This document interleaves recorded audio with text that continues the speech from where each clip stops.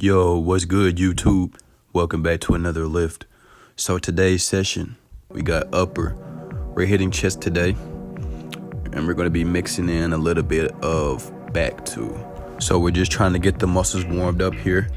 Started off with 135 on the bar, just trying to get the blood flow going, trying to get the muscle pumped up before we get into our working sets.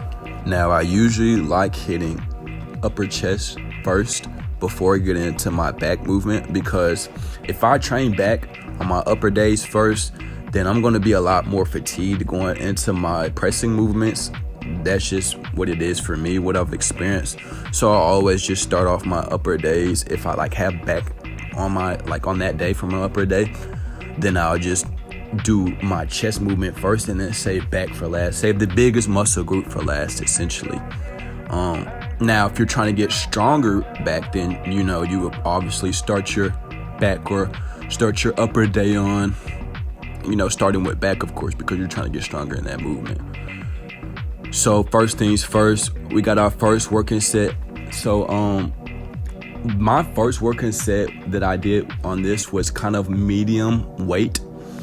I did 225 for, I think it was 8. I don't know, 8. But the reason that being, I was really just trying to get the squeeze and contraction. Today is one of my lighter days for my upper pressing movements, so I didn't want to go load up too heavy. I'm just trying to get that nice deep stretch and squeeze and get that blood flow.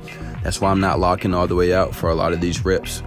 For a lot of advanced lifters, you'll come to realize that the only reps you'll really need to lock out is the last few, just to keep that tension on the chest at all times. Now, I know there's several different styles to train the chest, but personally, this is the style that I like the best. I don't lock out every single rep. I like to have that constant tension. Ronnie Coleman said it best himself. As long as the muscle has that constant tension, then that's what's really going to force it to grow.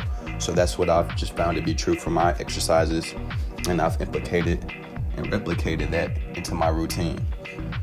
So this is like a little lighter set of incline. I did 205 on the pressing. Again, same ordeal, just trying to get that nice pump, trying to keep that constant tension. Now, sometimes when I do hit incline, I won't always just try to go for the pump. Sometimes I'll work on the eccentric to kind of stress the muscles even more.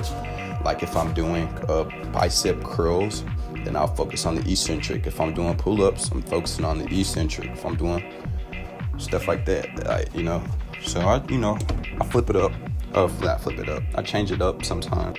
So today wasn't really a volume day. I did about medium on the volume, and then heavy on the intensity, and then kind of lower on the reps, because the earlier session that I had in the week was high intensity, low reps, 0 reps in reserve. So, I like to switch it up, try to shock the muscle. I don't want to always stress it and do a balls to the walls set, every time I come into the gym, but I definitely do go hard. I definitely do try hard. And that's what it really is all about. It's just, putting that maximum effort. So here we are, as you can see, we done moved on to the big bad rows. And me personally, I like doing my rows on the Smith machine if I'm doing barbell rows, because it offers more stability and it gives me more focus and control on just moving some heavy ass weight. And that's what I like to do when I come in the gym. It's just moving around some heavy ass weight, and I can't really focus on that as much if I'm doing free weight like on the barbell. Now, I don't always do the Smith machine for my exercises, but I am very biased when it comes to the Smith because of how much you can load up and really focus on the squeeze. So my set on the rows, I think if I can remember, I did 3 sets or 4 sets today, but I didn't put all the footage in here. Actually, I think I did 5 sets, but I only did 3 heavy sets, and then the other 2 were kind of just like burnout sets. And the rep ranges were probably 5 to 7, or not probably, they were around 5 to 7, and just keeping that squeeze, So here we done moved on to the arm exercise, Flappy Bird. I like calling this Flappy Bird because that's what it look like I'm doing, it look like I'm just finna fly away with my wings, you feel me? But hey, this exercise definitely gonna get you wider for sure. It's gonna get you a lot more capped shoulders. So if y'all don't do flies, what are you doing? Honestly, because this is really the method, it's the cheat code to getting big shoulders, big round capped shoulders. Also hitting rear delts, because those are very, very, very slept on.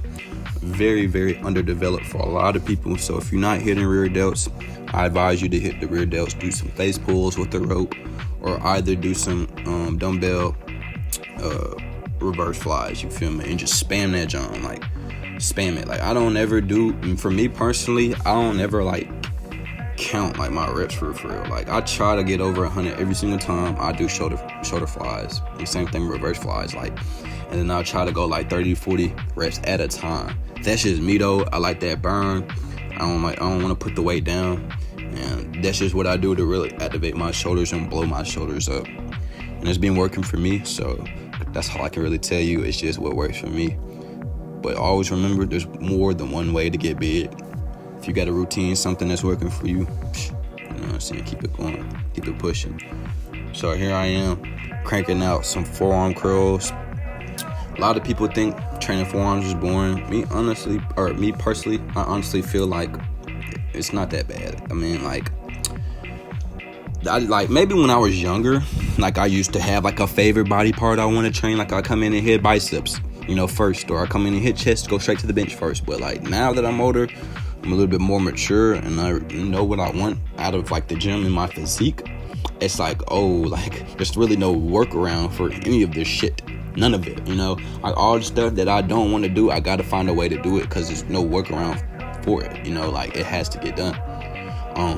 And once you come to that mindset and mentality in the gym, you'll start to grow, more and more and more, because it will no longer just being about like, how I look, how does my body look, but it's also like a mindset mentality thing, like, I got that dog in me, I got that Mamba mentality in me, and I can't let it go for nothing, I can't quit for nothing, I'm heaven sent. You got to really apply that stuff to your day-to-day life, your activities, your actions, and you got to walk it through. Just keep walking. So you see it, got the sweat going, the intensity is there. I always coat it up, like double coat it up. Right now I got a hoodie under another hoodie, you feel me? Trying to get the sweat on, bro, you feel me? Yeah, I'm just in here, I'm serious, I'm locked,